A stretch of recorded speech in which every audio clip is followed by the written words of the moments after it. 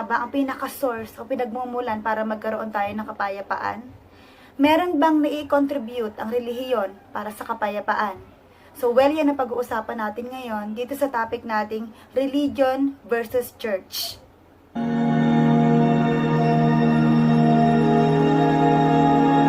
Ano nga bang relihiyon? Ang relihiyon ay isang sistema ng paniniwala at mga holy practices, at itong mga holy practices na to ay tinatawag na mga ritual na di umano ay tumutulong sa mga tao na mag-guide sila sa kanilang pang-araw-araw na pamumuhay. More or less sa panahon natin ngayon ay mayroong 20 major religions. So, 20 major religions sa buong mundo. At itong major religions na ito ay mayroong pang mga thousands of maliliit na mga sangay.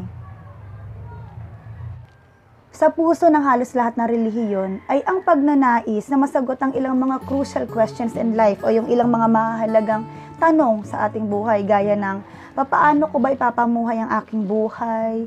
Ano ang mangyayari sa akin pagkamatay ko? Bakit may mga tao nagsasuffer? Bakit ganito? Bakit ganyan? So, that's why people are seeking religions, kasi napakadaming mga tanong na gusto nilang sagutin, at halos sa lahat ng relihiyon, ang goal talaga is yung pagnanais na masagot yung mga katanungan na to.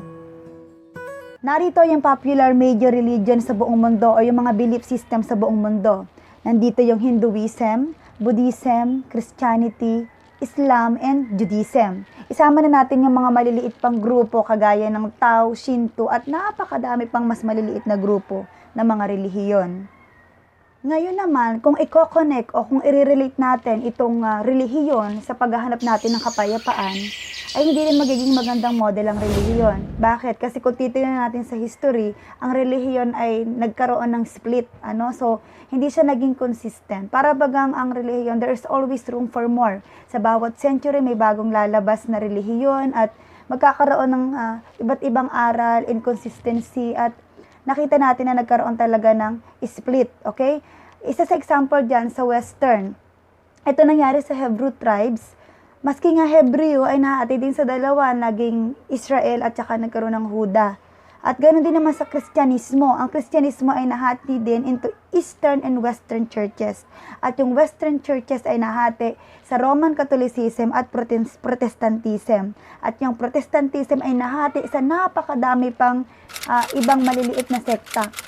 The same thing din na nangyari sa Buddhism. Nagkaroon din sila ng variants. Parang COVID lang yan, merong bagong variants na lumalabas. So, kaya paano tayo magkakaroon ng kapayapaan kung parang there always room for more?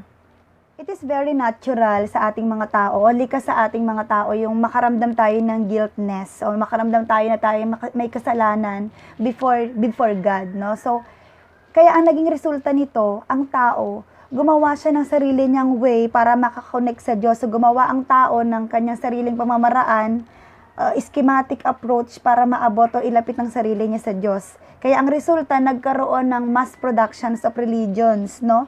So, nagkaroon ng maramihang paggawa ng relihiyon. Okay, inuulit ko, ang relihiyon is man-made. Ang relihiyon ay ginawa ng tao dahil sa tingin niya sa pamamagitan ng relihiyon na ito ay mailalapit niya ang kanyang sarili sa Diyos at mapapahinahon niya ang isang galit na Diyos. Hindi kalaunan ang mga tao ay natutunan na magtanong ng mga philosophical questions and logical questions. So napakarami talaga mga pilosopong tao out there na bago maniwala ay kinakailangan ng mga solid na ebidensya. Okay, ito ang aral dito. Hindi lang sa logic na babuhay ang tao, no? So, deep down in our hearts, ang hinahanap talaga natin, na aminin man natin at sa hindi, hinahanap talaga natin ng eternal life at peace of mind. Pero ibang mga tao, kapag wala silang peace of mind, ayaw na din nilang mabuhay. Kaya mas maganda na may peace of mind. Kasi ang taong may peace of mind, gusto niya maghangad ng buhay na walang hanggan. At kay Jesus or kay God lang yon matatagpuan, okay? At hindi na tayo magugulat o magtataka na bawat relihiyon sa buong mundo ay may sarili-sarili silang paraan or mechanism para i-kondisyon yung isip ng mga miyembro. So, masama ba yung term na brainwash? Pero ganun talaga, kinokondisyon ng mga relihiyon ang isip ng kanilang miyembro para nga naman maiwasan yung pagkakagulo at para magkaroon ng peace and order.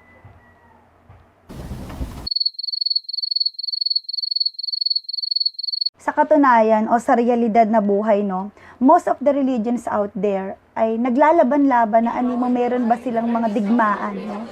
Nagpa-fight sila o lumalaban sila sa isang issue about doctrine. At yung iba sa mga relihiyon na to, nag-a-appear sila minsan yung mga miyembro as united, na parang tingin mo nagkakaisa sila. Pero pag may itinanong ka sa kanilang particular issue, nagkakaiba-iba pa rin sila ng sagot, ano? At nagdi-divided pa rin yung opinion nila. So kasi kahit nasa isa tayong denomination, hindi pa rin talaga automatic lahat ng mga pinaniniwalaan ay nagkakapare-pareho. So kaya nga, kung hindi nga makapag-provide ng kapayapaan sa loob, o kung walang pagkakaisa sa loob ng belief system at turo na yan, paano natin i-expect na makapagbibigay yan ng unity or ng peace of mind sa loob natin? Kung mismong ang relihiyon nga na kinabibilangan natin ay hindi nga nagkakaroon ng pagkakaisa. Let's say for example, narito ang ilang mga issue na kalimitan ay hindi na pagkakasunduan. Number 1, doubt about surety of salvation because of our imperfect acts. Number 2, validity of remarriage in any reason.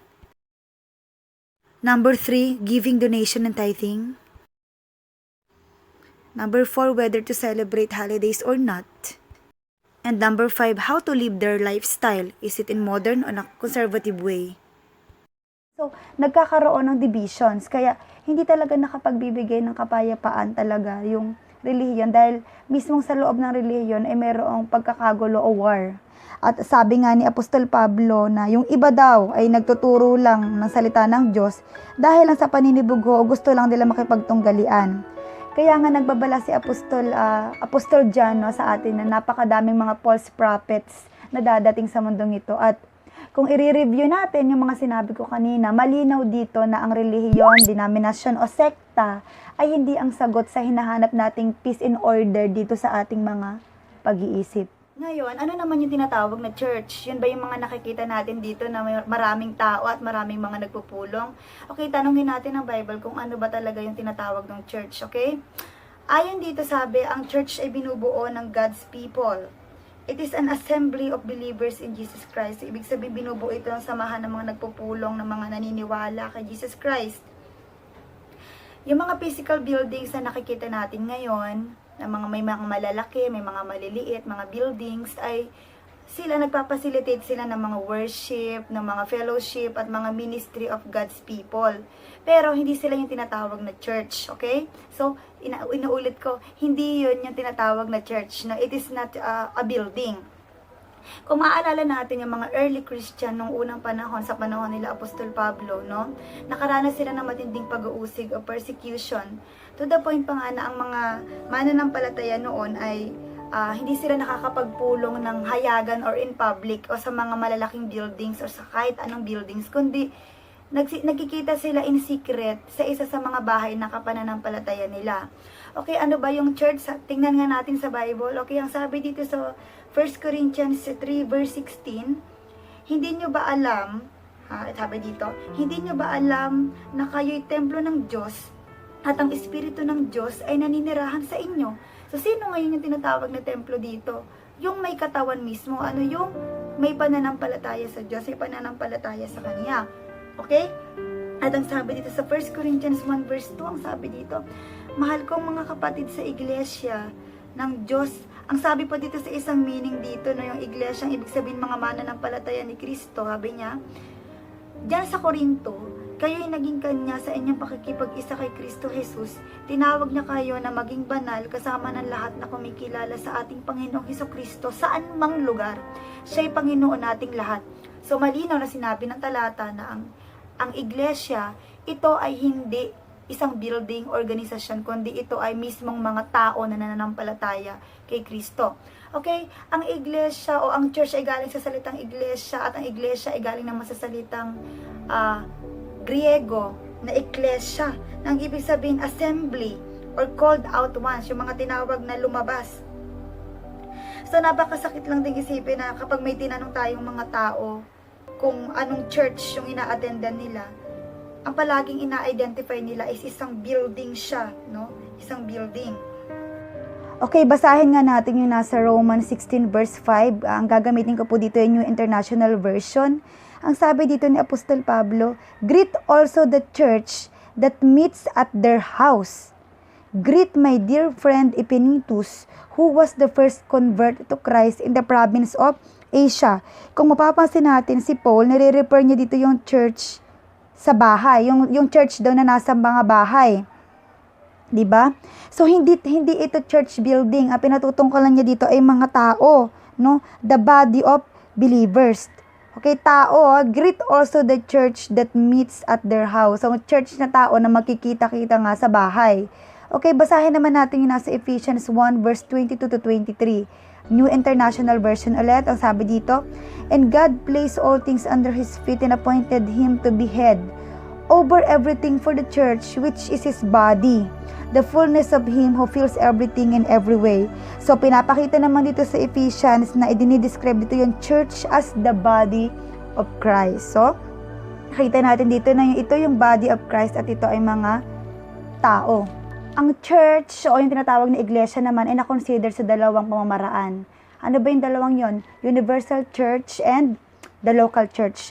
Ano ba yung tinatawag na universal church? Ang sabi, yung universal church is kinukonsist ng sino man o nasaan man sila na mayroong personal na relasyon kay Kristo. Okay, so Kristo, basahin natin ang nasa 1 Corinthians 12 verse 13. Ang sabi dito, "Sapagkat sa isang espiritu ay binabautismuhan tayong lahat sa isang katawan, maging tayo'y Hudyo o Griego, maging mga alipin o mga laya, at tayong lahat ay pinainom sa isang espiritu." So, itong universal church nito is kahit sino na naniniwala na siya ay parte ng katawan ni Kristo at tinanggap niya ang espiritu ni Kristo bilang ebidensya. So, sino man daw na tumanggap ng salvation through faith in Jesus Christ ay mabibilang dito sa universal church na ito. So, nasaan man sila, saan man silang dako, pero in-acknowledge sila si Jesus as their personal Savior. Next, ano naman ba itong tinatawag na local church nito? Okay, basahin nga natin dito sa may Galatians 1 verses 1 to 2. Ang sabi dito, "Mula kay Pablo na hinirang na apostol, hindi ng tao o sa pamamagitan ng tao, kundi ni Hesukristo at ng Diyos Ama na muling bumuhay kay Jesus, at mula sa lahat ng mga kapatid na kasama ko, pagbati sa mga iglesia sa Galacia." So mapapansin natin dito, may binanggit siya na local church. Ito yung iglesia sa Galacia. At ito yung tinatawag na mga local church. It is a local body of believers.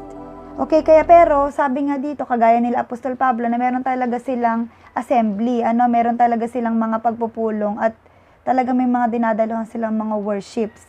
So unlike dito sa Universal Church na kinakailangan pa nilang lumapit dito sa local churches, kinakailangan pa rin nilang makipag-coordinate dito sa kinakailangan nilang makipag-fellowship sa mga local churches. Okay?